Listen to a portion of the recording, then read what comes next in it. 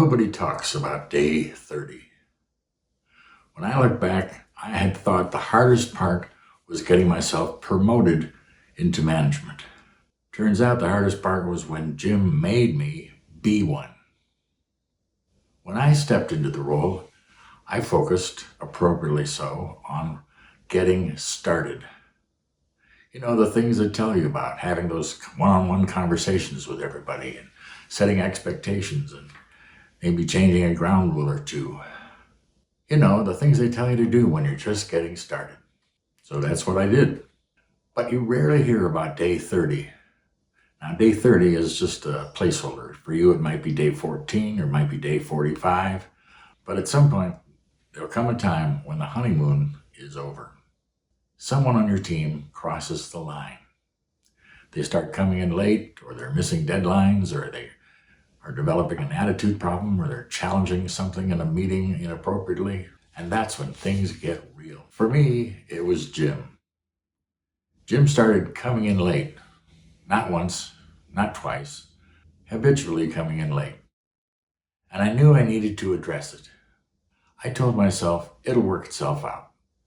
Surely Jim will realize he's not supposed to be coming in late. Surely he'll start showing up on time. So I waited, and nothing changed. I started to get a little bit nervous about the problem. My stomach churned. I even lost some sleep over it. So then I made my second mistake. I wrote Jim a note. I couldn't bring myself to have the face-to-face conversation with him. So I scribbled a note and I placed it on his desk, and I made sure he wasn't even around when I left it there. A textbook example, if you will, of passive-aggressive behavior. Years later, Jim and I still laugh about what happened. But that day, it wasn't funny. See, the truth is, I wasn't struggling with Jim's tardiness. I was struggling with my own fear. I was worried about how the conversation would go. I couldn't predict what would happen. I didn't know whether I would do damage to our relationship. Frankly, I was terrified that I would mess this up. Eventually, I realized something. The problem wasn't going to go away. And hoping it would go away wasn't leadership. The conversation wasn't optional. It was my actual job.